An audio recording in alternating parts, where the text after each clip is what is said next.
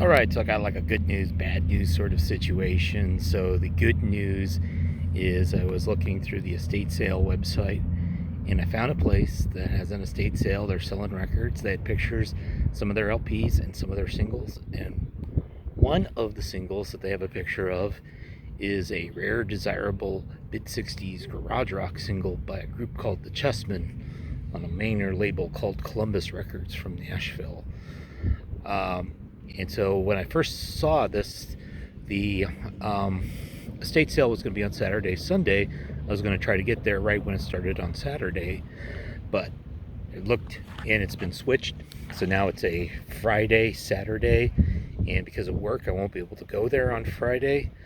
So if I choose to go on Saturday, I may still take that last train to Clarksville and check out, because I haven't been there like over a year, so I could check out some antique malls and record stores in the area.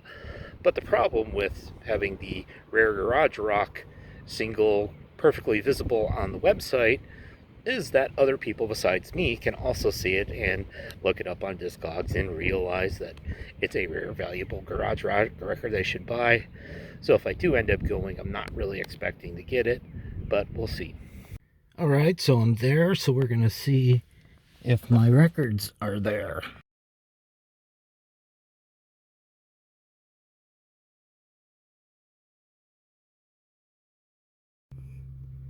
So I didn't get the record I want. I did get a few records that weren't in the ad, and I'll tell you about them later.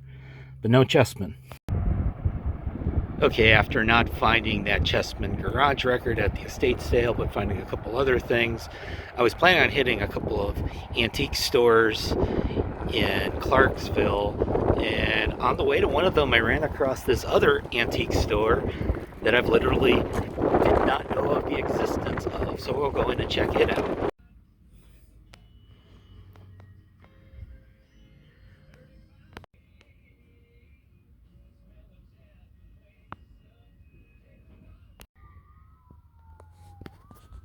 All right, so they had the Rockstar pins, but they didn't have any Rockstar records or any others.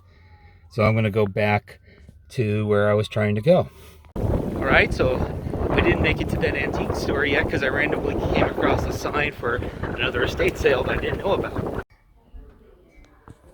Actually, there are some CDs and cassettes, like an old all-in-one stereo.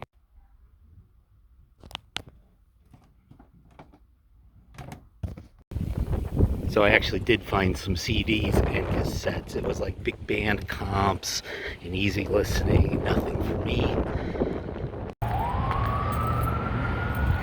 All right. I was here once. They have some 45s. I didn't have time to look through them. This time I was here a couple years ago. I don't think they're any good, but I'm here.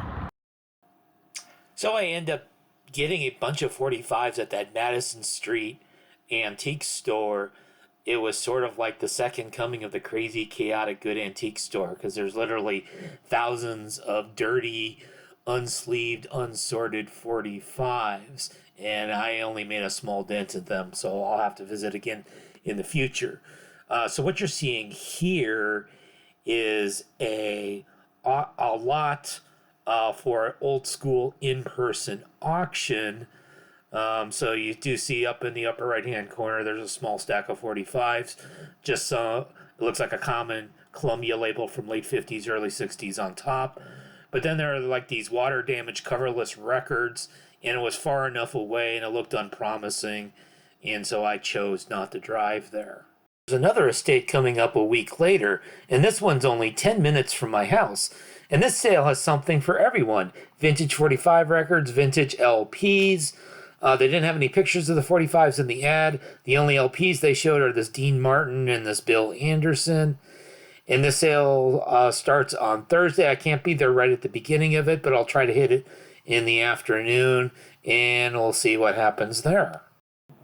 The local sale in Concord also has got some Johnny Cash and Loretta Lynn, and this Cardinal 67 with Harry Carey and Jack Buck. And then this sale in this other town has these terrible records. All right, so I made it to the Concord estate sale a couple hours after it started. They still had the big tub of 45s. It sounded like they had sold some of their better albums, but they hadn't sold any 45s yet. So I went ahead and dug through those. All right, so I got here a couple hours late, but nobody had gone through the 45s yet. Mostly standard country, but I bought some unknown country and a couple of cool things along the way. We'll show those in detail to you later. The good albums were already gone, like the Johnny Cash and the Loretta Lynn. Albums left were meh. And so here are the records I did get at that estate sale where I didn't missed out on the CHESSMEN because I was too late because I have a job. No heavy hitters here, but okay. So in the Smash Company sleeve, we've got the Caravels. Sometimes you don't have to be a baby to cry.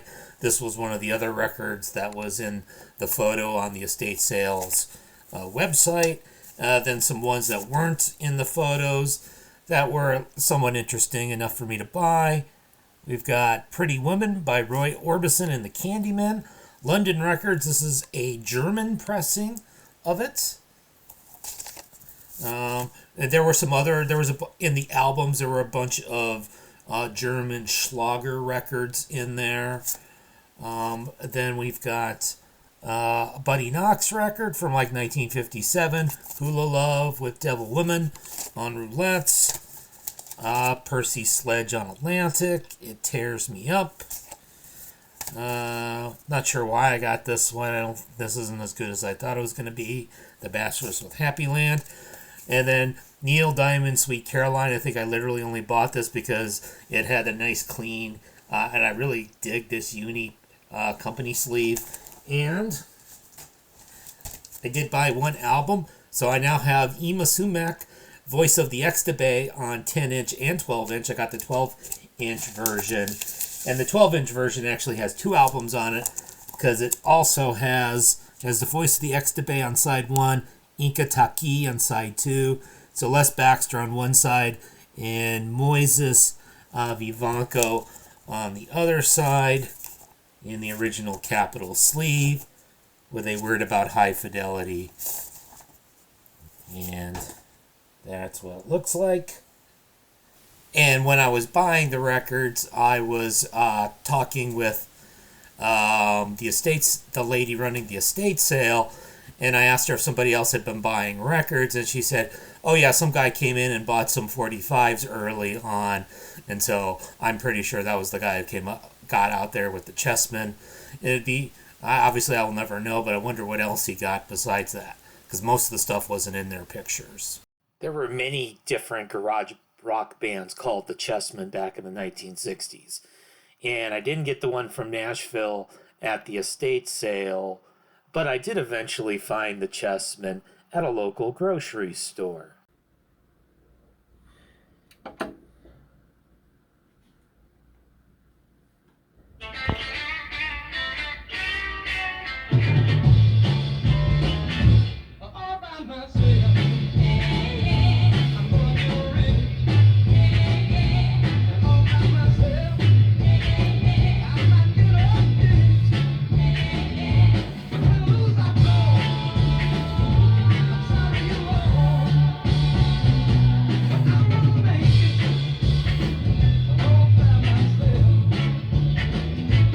Okay, this is Chris from Rekkid Talk with part 2. So this is the estate sale in Concord.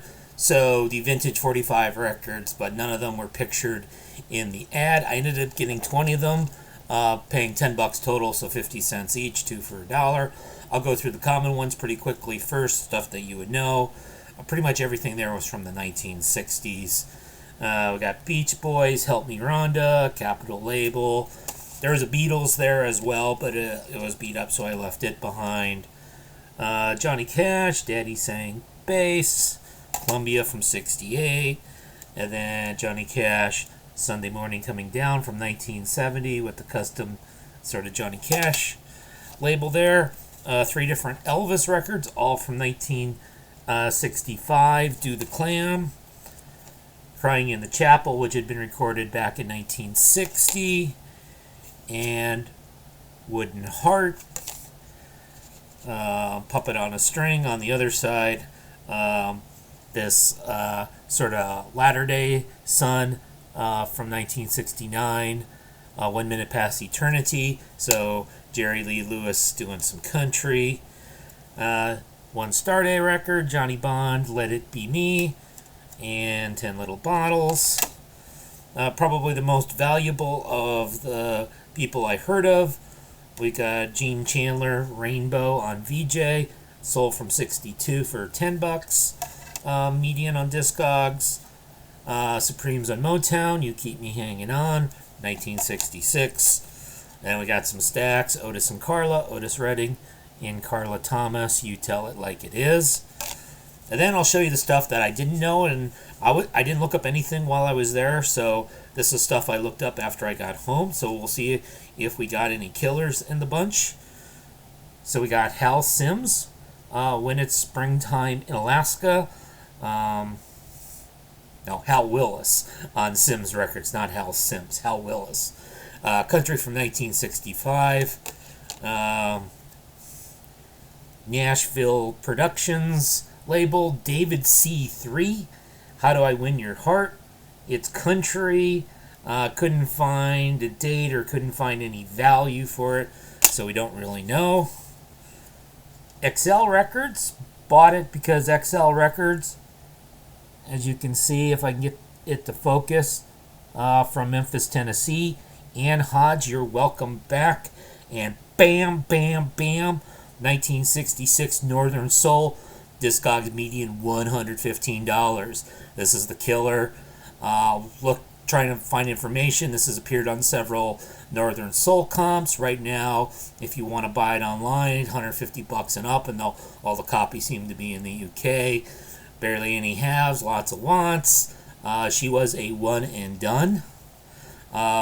So You're Welcome Back was kind of a ballad. That's the A side. Actually, like kind of the more of the dance song, Nothing But the Truth on the flip side. But that's the killer value-wise. A couple of these records on Spot Records out of Johnson City, Tennessee and Eastern Tennessee. Red Curtain All Over, which is country. Walk On Boy, Bud Rose and the Country Tune Twisters. Those are both from 1964. If you thought Red Kirk and Bud Rose did country, you would of course be right. Here's one I don't have any information on. So this is on APCO Records from Nashville. Billy Ruth, If I Throw Away My Pride. It's country. Have no idea of the value or the date. It's probably from the 1970s because all the other stuff I could find by APCO was from the 70s. A couple other things. I mean, there's nothing as big of a killer as that Ann Hodge. But we got the breakup by Bobby Lyle on Corona from 1964. Sort of a country pop sort of song, and it's worth $19. The Vegetables with a J. So I'm thinking it's sort of garage, but it's sort of like when you buy a microbrew and it's made by a major company. So it's Autumn. I Still Love You. Still about a $7 record, even though it wasn't like a true underground sort of record. Dwayne's Story, A Little Lovin', on Stallion from like I think it's from like 1965 or 1969. I can't read what it is, but we got A Little Lovin', Love of a Clown, sort of a teenish rocker. But the guy had been in like bluegrass bands, so I don't quite get the story there. But this is like a $20 record. But of course, what's the killer of the day? The killer of the day is Northern Soul, and I'm actually going to show the B-side because I like the B-side better. Nothing But the Truth.